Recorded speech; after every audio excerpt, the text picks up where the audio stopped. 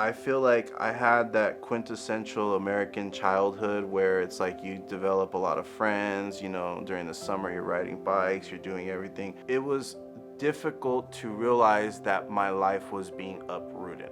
My family was losing our home and we were gonna have to be transitioning to homelessness. It was hard to gather that I was not going to be able to see my friends. I wasn't going to be able to live the life that I was. Everything was changing, you know. I remember when I was first coming to Door of Hope, I was about 10 years old.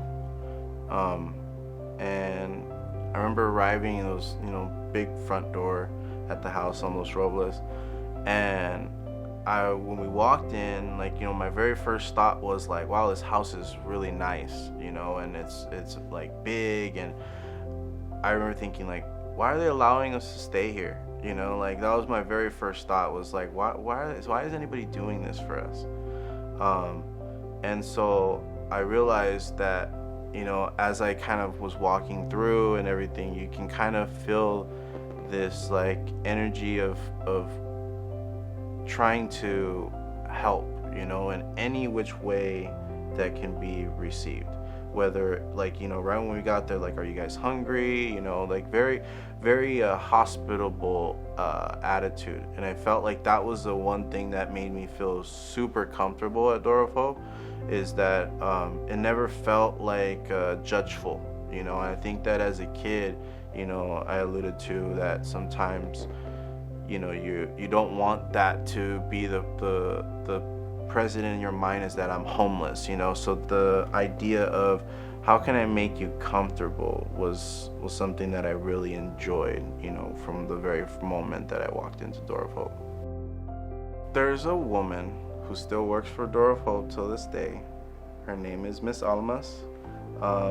She was a huge impact in my life during that time, because she provides like a sense of like clarity, into like who it is you are as a person. It's very natural for us to kind of tether everything that we do to who we are, and so when things change, as a kid, I didn't understand that. Now as an adult, I get that 100%. And so that was the clarity that Miss Almas brought to me. She would remind me, you're a sweet person, you're a very kind, loving person. It was a sense of understanding that this person seen me for me and not anything else that I was going through at the time. It was just, this is who you are. And that was very powerful for me.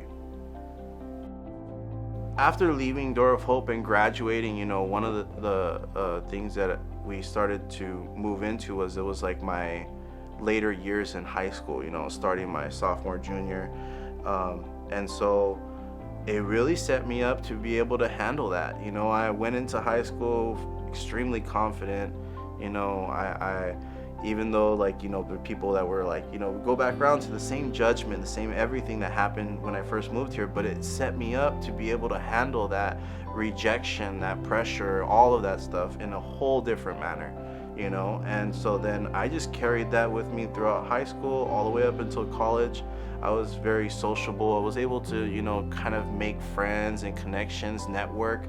I've been with LADWP's commercial direct install program for 6 years. I can afford to provide for myself. I live alone, so it's great to be able to say that I don't need anybody's help. I'm doing it on my own. And I think that I'm confident enough to know that everything that I've been taught, everything that I've learned, I'm going to continue to practice in my life, and it's going to keep me stable and be able to make me feel comfortable, going forward.